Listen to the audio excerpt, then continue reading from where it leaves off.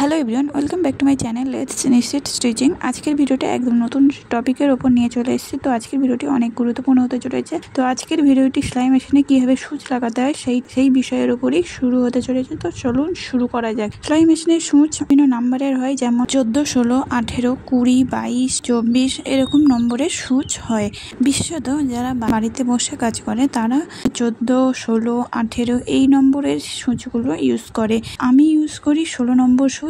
এই 16 নম্বর সূচের প্যাকেটটা আমি আমাদের এরিয়ার দোকান থেকেই কিনি। তো এই সূচটা খুব ভালো হয়। তো এই প্যাকেট থেকে আমি একটা 16 নম্বরের সূচ বের করে নিয়ে সেলাই মেশিনে সূচ সঠিকভাবে না লাগানো হলে যে সমস্যাগুলো হয় সেগুলো আগে আমি বলে দিচ্ছি। তো প্রথমত সূচ নিডল বারের ভিতরে চেপে ভালোভাবে ঢুকিয়ে দিয়ে তারপর লাগাতে হবে। যদি না লাগানো হয় তাহলে এই যে নিচের ছিদ্র, সেই ছিদ্রের মধ্যে দেখা যাচ্ছে সূচ ভিতরে ঢুকছে না, বা সূচের থেকে সুতো ছিঁড়ছে, বা প্রেশার ফুটে ঘষা খাচ্ছে, বা নিডল প্লেটের উপর গিয়ে সূচটা পড়ছে, এতে যে সূচ ভেঙে যাবে বা সুতো ছিঁড়ে যাবে বারবার, এই সমস্যাগুলো হয়ে থাকে। তো আমি এবারে আপনাদেরকে সূচ লাগিয়ে দেখিয়ে দিচ্ছি। তো এই সূচের মাথাটা দেখুন পুরো রাউন্ড। সেলাই মেশিনে সূচ কিভাবে সঠিক পদ্ধতিতে লাগাবেন সেটা আমি বলে দিচ্ছি। তো এই সূচকে দুই রকম ভাবে চেনা যায়। তো একটা সূচ হয় রাউন্ড, পুরো মাথাটা রাউন্ড থাকে, আর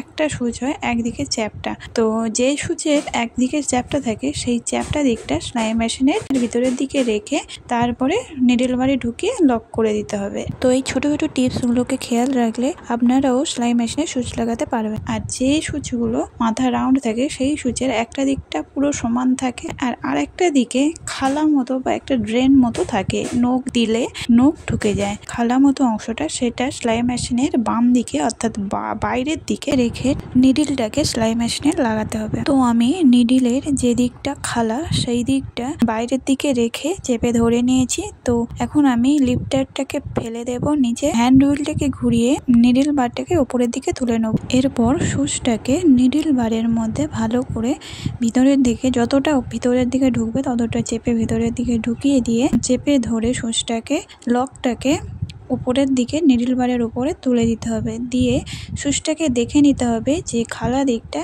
বাইরের দিকে আছে কিনা। দেখে নেওয়ার পর স্ক্রু ড্রাইভার দিয়ে ভালো করে টাইট দিয়ে নিতে হবে।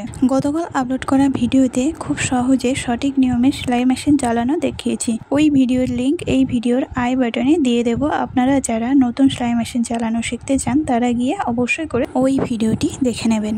পারফেক্টভাবে সূচটা লাগানোর পর আপনাদেরকে দেখিয়ে দিচ্ছি। দেখুন বাইরের সাইডে সূচের মধ্যে নখ ঢুকে যাচ্ছে, মানেই সঠিকভাবে সূচটা লাগানো হয়েছে। এবার দেখিয়ে দিচ্ছি, হ্যান্ড হুইলটাকে হালকা করে ঘুরিয়ে দেখাচ্ছি সূচটা এই নিডল প্লেটের এই ছিদ্র থেকে পুরো নিচ পর্যন্ত যাচ্ছে। তো আমি একটা সেলাই টেনে আপনাদেরকে দেখিয়ে দিচ্ছি যে সূচটা ঠিকঠাক লাগানো হয়েছে।